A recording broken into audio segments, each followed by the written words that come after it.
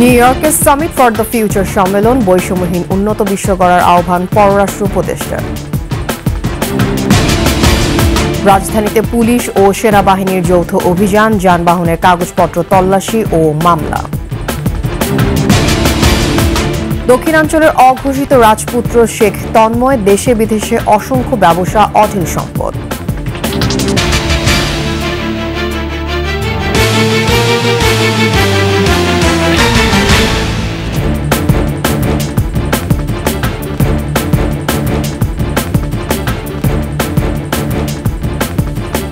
শুনছিলেন first security ইসলামী bank PLC সংবাদ শিরোনাম। আমন্ত্রণ 21-এর সংবাদে, আপনাদের সাথে থাকছে আমি তাসনিম আফিফা। দর্শক, 21 টেলিভিশনের সংবাদ একই সাথে সরাসরি দেখতে পাবেন আমাদের ফেসবুক পেজ www.facebook.com/2124 অনলাইনে। এছাড়া সাবস্ক্রাইব করতে পারেন www.youtube.com/21etv এই চ্যানেলে। সংবাদ আরও থাকছে।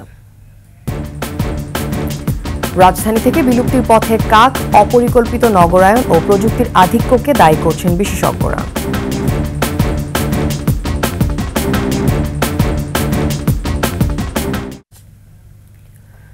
এজেন্ডা 2030 পরবর্তী নতুন নীতি নির্ধারণে ভূমিকা রাখতে প্রস্তুত বাংলাদেশ।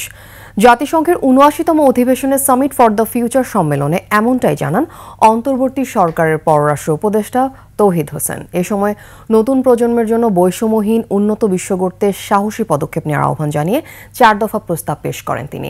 এছাড়া সাইডলাইনে কমনওয়েলথভুক্ত দেশগুলোর মন্ত্রী পর্যায়ে বৈঠকে রোহিঙ্গা সংকট সমাধানে আন্তর্জাতিক সম্প্রদায়কে দ্রুত পদক্ষেপ নেওয়ার আহ্বান জানান তিনি। রিপোর্ট দুলি মল্লিকের। জাতিসংঘের ৭৯তম অধিবেশনে সামিট ফর দ্য ফিউচার সম্মেলন যোগ দেন বিশ্বের বিভিন্ন দেশের শীর্ষ নেতারা। সম্মেলনে বক্তব্য রাখেন বাংলাদেশের অন্তর্বর্তী সরকারের পররাষ্ট্র উপদেষ্টা তৌহিদ হোসেন। নতুন প্রজন্মের কথা বলতে গিয়ে বাংলাদেশে সম্প্রতি ছাত্র জনতা আন্দোলনের কথা তুলে ধরেন। 2 months back, a remarkable people's movement in Bangladesh starkly reminded how 170 million people value their aspiration for freedom.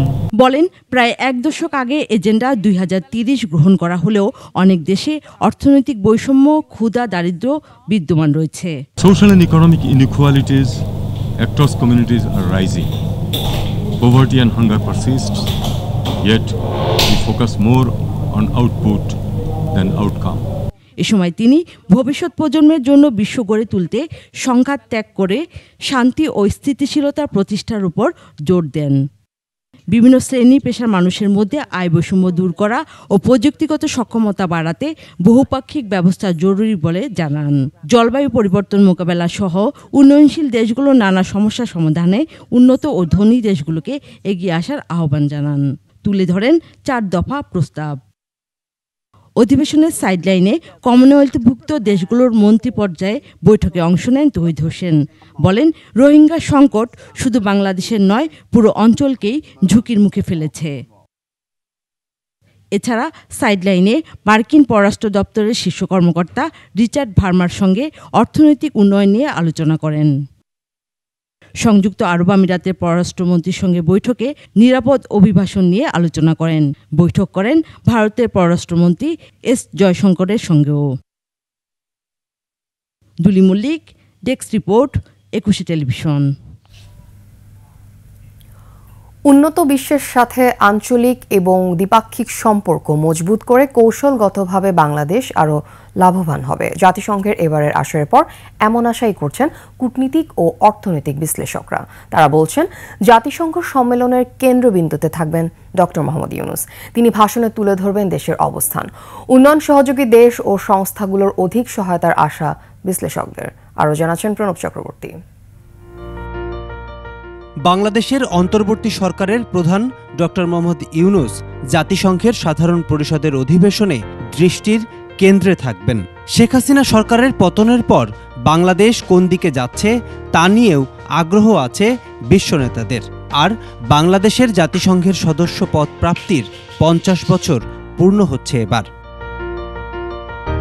মানবাধিকার ও গণতন্ত্র ইস্যুতে পতিত আওয়ামী লীগ সরকারের সময় যুক্তরাষ্ট্র, ইউরোপীয় ইউনিয়ন সহ পশ্চিমা অনেক দেশের সাথে বাংলাদেশের এক প্রকার টানাপোড়েন তৈরি হয়েছিল। মানবাধিকার সংস্থাগুলোও বাংলাদেশের পরিস্থিতির কড়া সমালোচনা করে আসছিল। এই সম্মেলনকে বাংলাদেশের জন্য ভাবমূর্তি পুনরুদ্ধার ও পশ্চিমা দেশগুলোর সঙ্গে সম্পর্ক উন্নয়নের একটি প্রেক্ষাপট হিসেবে দেখছেন বিশ্লেষকরা। আঞ্চলিক এবং বৈশ্বিক প্রেক্ষাপটে আমাদের জন্য সমর্থন যোগানোর ক্ষেত্রে একটা গুরুত্বপূর্ণ ভূমিকা পালন করতে পারে। এই মুহূর্তে আমরা এখন যে পথরেখায় এগিয়ে যাচ্ছি সেই জায়গায় খানিকটা নিশ্চয়তা আমাদের জন্য আসবে বলে আমি মনে করি। সংস্কার কর্মসূচিগুলোকে শক্তিশালী করতে পারি, উন্নয়ন সহযোগিতা আরও বাড়াতে পারি, আমাদের কৌশলগত অবস্থানকে আরও সুদৃঢ় করতে পারি, এই সুযোগটাও তিনি নিশ্চয়ই তার পক্ষ থেকে কাজে লাগাবেন। জাতিসংঘ সম্মেলনের সাইডলাইন বৈঠক থেকে দেশের টানাপোড়েন কাটিয়ে উন্নয়ন সহযোগীদের সহায়তায় আরও সুযোগ তৈরি হবে বলে মনে করেন বিশ্লেষকরা। বিশ্বব্যাংক তো আমাদের দেশে অন্যতম প্রধান আমাদের উন্নয়ন সহযোগী প্রতিষ্ঠান, তো সেখানে কিভাবে আমরা সেখান থেকে সহায়তা আরও বেশি পেতে পারি।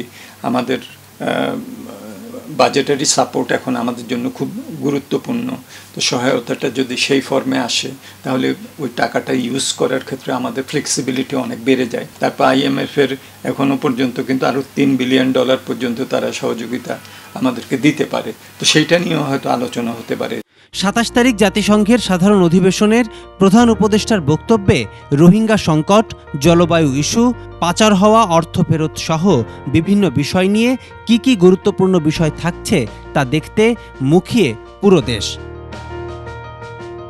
প্রণব চক্রবর্তী, 21 টেলিভিশন, ঢাকা। রাজধানীতে শুরু হয়েছে পুলিশ ও সেনাবাহিনীর যৌথ তল্লাশি অভিযান। যানবাহন, প্রাইভেট কার, মোটরসাইকেল থামিয়ে চেক করা হচ্ছে, কাগজপত্র দেওয়া হচ্ছে মামলা। তবে মিশ্র প্রতিক্রিয়া জানিয়েছেন ভুক্তভোগীরা। রিপোর্ট ওমর ফাহিমের। রাজধানীর কাউরান বাজার মোড়ে রাত 11টা থেকে শুরু হয় পুলিশের সহায়তায় সেনাবাহিনীর তল্লাশি অভিযান। এ সময় সন্দেহভাজনদের থামিয়ে তল্লাশি ও কাগজপত্র চেক করেন তারা। তবে ভুক্তভোগীরা বলছেন অযথা মামলা আর অতিরিক্ত অর্থদণ্ড দিচ্ছে পুলিশ কর্মকর্তারা। কথা বলতে বলতেই উনি আমার ট্যাক্স টোকেনের ওপর মামলা দিয়ে দিয়েছে 2000 টাকা, যে মামলাটা উনি ইচ্ছা করলে 600 টাকাতেও দিতে পারতো। অটো রিক্সা, চার্জার রিক্সা, তারপরে আপনার সব অবৈধ যান যেগুলোর কোনো কাগজপত্র নাই, সেগুলো দিব্যি চলতেছে, সেগুলো ওনাদের চোখের সামনে দিয়ে যাচ্ছে, ওনারা ধরতেছে না। আমাদেরকে আগারগে একটা পোস্টে সেনাবাহিনী ধরেছিল আমাদের দুজনকেই একসাথে। তো এখানে কথা বলার পর আমরা দেখাইছি এই যে এখানে আছে যে আমি ব্লাড দিতে যাব, ইমার্জেন্সি, রোগীর খুবই বাজে অবস্থা, আমাকে বারবার কল করতেছে। আমি এখনো খাওয়া দাওয়া করতে পারিনি, সাথে সাথে বের হয়ে গেলাম। তো আসার পরে এখানে আমি দেখাইলাম, তো উনি আমার কোনো কথাই শুনলো না, বলেছে না না না চাবি দাও, এভাবে টানাটানি করলো। এ বিষয়ে পুলিশ কর্মকর্তার কাছে জানতে চাইলে সকল অভিযোগ অস্বীকার করেন তিনি। আমার এখানে কোনো কার্যক্রম না, আমাকে নিয়ে আসছে, ওনারা যেটা ধরে দেবে, যে অপরাধে ধরে দেবে আমি সেটা প্রসিকিউশন দেবো, এর বাইরে আমার কোনো কাজ নেই। এই ধরনের যদি আপনার অভিযোগ থাকে, ওনাদের ইনচার্জ আছে, ওনার সাথে কথা বলেন। এছাড়া তল্লাশি সম্পর্কে সেনাবাহিনীর কেউ কথা বলতে রাজি হননি। ওমর ফাহিম, 21 টেলিভিশন, ঢাকা। শেখ হেলালের অপকর্মের মতোই বেরিয়ে আসছে তার পুত্র শেখ তন্ময়ের অনেক অজানা তথ্য। ক্ষমতাচ্যুত প্রধানমন্ত্রী শেখ হাসিনা চাচাতো ভাইয়ের ছেলে তন্ময় ছিল দক্ষিণাঞ্চলের অঘোষিত রাজপুত্র। তার অনুসারীদের অত্যাচার নির্যাতনে এতদিন টু শব্দটি করার সাহস পাননি কেউই। গত 5 আগস্ট শেখ হাসিনা পতনের পর মুখ খুলতে শুরু করেছেন অনেকেই। বাগেরহাট প্রতিনিধি HM মইনুল ইসলামের তথ্যচিত্রে দেখুন ডেস্ক রিপোর্ট। দক্ষিণাঞ্চলের অঘোষিত রাজপুত্র শেখ তন্ময় কথিত নির্বাচনের মাধ্যমে 2বারের সংসদ সদস্য। গত 16 বছর ধরে দাপটের সঙ্গে চলছিল তার একক সাম্রাজ্য। শহরের মিঠাপুকুর পাড় এলাকার বিলাসবহুল একটি বাড়ি থেকে ভাগ বাটোয়ারা হতো দলীয় পদপদবীর আর চাঁদাবাজির টাকা। কথার বাইরে গেলেই অপহরণের শিকার হতে হয়েছে অনেককে। একটা মহিষের ফার্মের ভিতর নিয়ে মারপিট করে এবং এক পর্যায়ে আমার পা ভেঙে ফেলে, সমস্ত হাত পা কাটে, আবার এই হাত ভেঙে দেয়, পা ভাঙে। বিরোধী পক্ষের অনেককে সরিয়ে দেওয়া হয়েছে পৃথিবী থেকে, এমন অভিযোগ অনেকের। তন্ময় আর তন্ময় বাপ মিলে আমার ভাই তানুভূয়াকে হত্যা করেছে, এটা বাগেরহাটবাসী সবাই জানে। নিজের নামে 3টি ব্যক্তিগত গাড়ি ছাড়া শেখ পরিবারের প্রভাবশালী এই সদস্য কোনো সম্পদ গড়েননি নিজ জেলায়। অবৈধ পথে নগদ অর্থের পাহাড় গড়ে তা পাচার করেছেন বিদেশে। এই কারণে সারা বছরই তার যাওয়া আসা ছিল দুবাই, সিঙ্গাপুর, কলকাতায়। বরিশাল, খুলনা, মোংলা সহ দক্ষিণাঞ্চলের বিভিন্ন নৌ রুট এবং ভারতীয় সীমান্ত ব্যবহার করে স্বর্ণ চোরাচালানের ব্যবসা চলত তার ছত্রচ্ছায়ায়। দুবাই ও সিঙ্গাপুরে রয়েছে তার জুয়েলারি ব্যবসা। সন্ত্রাসী কর্মকাণ্ড, দুর্নীতিসহ অসংখ্য অপকর্মের অভিযোগে এলাকায় জনমত গড়ে উঠছে শেখ তন্ময়ের বিরুদ্ধে। দীর্ঘ 15-16 বছর পরে বাগেরহাটে মানুষ মুক্ত হয়েছে, খুলনা মানুষ যেমন মুক্ত হয়েছে, বাগেরহাটে মানুষ মুক্ত হয়েছে। এর বিচার চাই। শেখ হাসিনার পতনের পর শুধু আওয়ামী লীগ সরকার নয়, হারিয়ে গেছে শেখ পরিবার। গত 9 সেপ্টেম্বর শেখ হেলাল ছেলে তন্ময় সহ ভারতে পালিয়ে গেছেন বলে নিশ্চিত করেছেন এলাকাবাসী। Mahiya Rahman, desk report, 21 television. সংবাদে নিচ্ছি বিরতির পর যা থাকবে। মাগুরার কাশীনাথপুরে মোটরসাইকেল ও প্রাইভেট কারের সংঘর্ষে 2 জন নিহত। মংলা পৌর শহরে ব্যস্ততম সড়কে মাছের বাজার, চরম দুর্ভোগে সাধারণ মানুষ।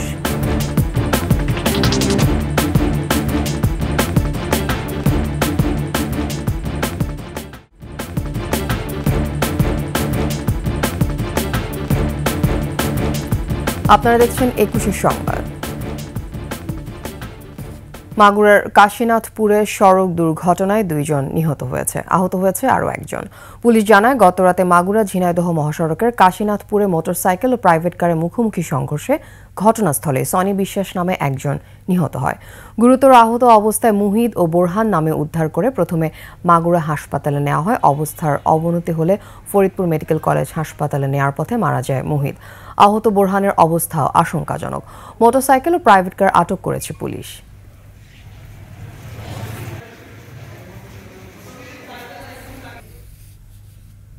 এ যেন মগের মুল্লুক।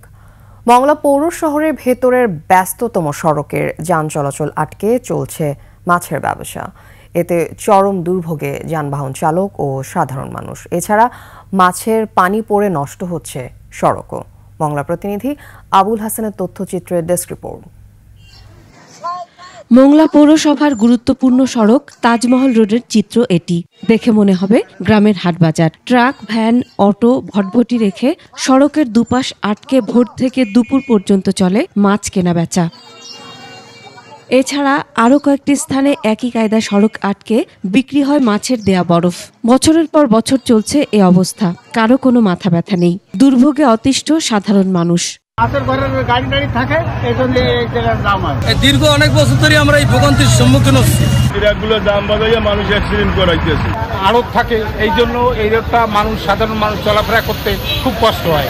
বিষয়টি জানে স্থানীয় প্রশাসনও। তারা জানান, ভ্রাম্যমাণ আদালতের মাধ্যমে অর্থদণ্ড দেওয়ার পরও সমস্যার সমাধান হচ্ছে না। তাই মাছ ব্যবসায়ীদের বিকল্প জায়গা দেওয়ার কথা ভাবা হচ্ছে। পৌরসভার মধ্যে পৌরসভার ডেডিকেটেড কোনো জায়গা নাই। সেক্ষেত্রে তাদেরকে উচ্ছেদ করা হলে কি ধরনের বিকল্প ব্যবস্থা নেওয়া যায়, আমরা সমাজের যারা প্রতিনিধি আছে তাদের সাথে বসে এটা নির্ধারণ করতে হবে। দ্রুত সময়ে মাছের বাজার শহরের বাইরে সরিয়ে নেয়ার দাবি স্থানীয়দের। Masum আলিসা, desk report, 21 television.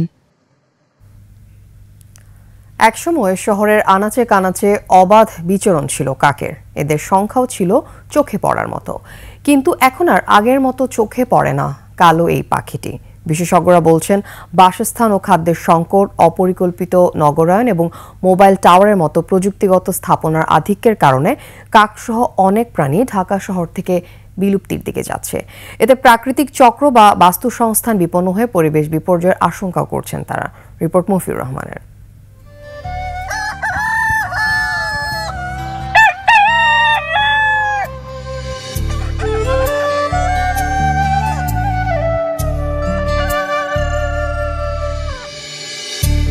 মরগের ডাকে গায়ের মানুষের ঘুম ভাঙে, আর ঢাকাবাসীর ঘুম ভাঙায় কাক।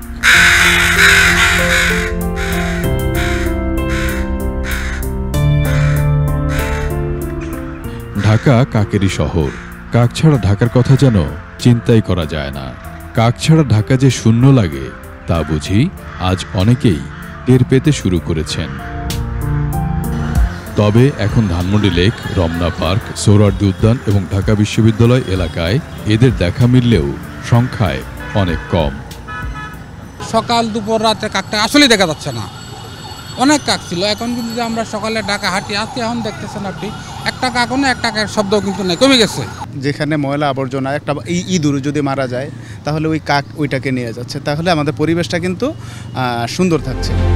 বিশেষজ্ঞরা বলছেন কাক কমে যাওয়ার প্রধান কারণ হচ্ছে বাসস্থান ও খাদ্যের সংকট, অপরিকল্পিত নগরায়ন এবং মোবাইল টাওয়ারের মতো প্রযুক্তিগত স্থাপনার আধিক্য। কাক কমে যাওয়ার পিছনে যেটা প্রধান কারণ বলে আমি মনে করি সেটা হলো যে দেশীয় গাছ ছড়িয়ে ছিটিয়ে সমান্তরালভাবে ডালগুলো থাকে, ওইসব গাছে এরা সাধারণত বাসা করে। তো এই গাছগুলোর সংখ্যাও যেমন কমে গেছে, খাবারের সংখ্যাটা ব্যাপকভাবে কমে গেছে। খাবারের যদি অভাব হয় তাহলে হয় কি প্রাণের বংশবৃদ্ধিটা কিন্তু কমে যায়। কাক কমে যাওয়ার কারণে বাস্তুতন্ত্রে বড় ধরনের প্রভাব পড়বে বলেও জানান বিশেষজ্ঞরা। যেখানে সেখানে ময়লা পড়ে পচে পরিবেশ দূষণের পাশাপাশি ছড়াবে নানা রোগ জীবাণু। মরা পচা যত দুর্গন্ধ ছড়াবে, মানব সমাজে অনেক রোগ ব্যাধি ছড়াতে পারে এবং সেগুলো পানি দিয়ে মিশিয়ে পানি দূষিত হতে পারে। তা কাক যেহেতু ওগুলো বেশিরভাগই পেলেই খেয়ে ফেলে, সুতরাং কাক আমাদের অনেক রোগ জীবাণু থেকেও রক্ষা করে। প্রকৃতির ঝাড়ুদার খ্যাত এই পাখি বিলুপ্ত হলে ঢাকার মতো জনবহুল নগরে তা মারাত্মক পরিবেশ বিপর্যয় ডেকে আনবে বলেও মনে করেন তিনি। মফিউর রহমান, একুশে টেলিভিশন, ঢাকা। শেষ করছি 21-এর সংবাদ। যাবার আগে ফার্স্ট সিকিউরিটি ইসলামী ব্যাংক পিএলসির সংবাদ শিরোনামগুলো আরও একবার। নতুন প্রজন্মের জন্য বহুপাক্ষিক বিশ্ব ব্যবস্থা প্রয়োজন বলেন পররাষ্ট্র উপদেষ্টা। রাজধানীতে পুলিশ ও সেনাবাহিনীর যৌথ অভিযান, যানবাহনের কাগজপত্র তল্লাশি। দক্ষিণাঞ্চলের অঘোষিত রাজপুত্র শেখ তন্ময় দেশে বিদেশে ব্যবস্থা ও অঢেল সম্পদ।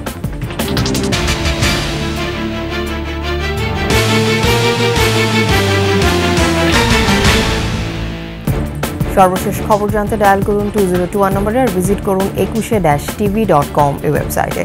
এছাড়া ফেসবুকে লগ ইন করতে পারেন www.facebook.com/2124 অনলাইনে। এছাড়া সাবস্ক্রাইব করতে পারেন www.youtube.com/21tv এই চ্যানেলে। এতক্ষণ সাথে থাকার জন্য ধন্যবাদ। পরবর্তী সংবাদ সকাল 10:55 দেখার আমন্ত্রণ রইল। 21-এর সাথে।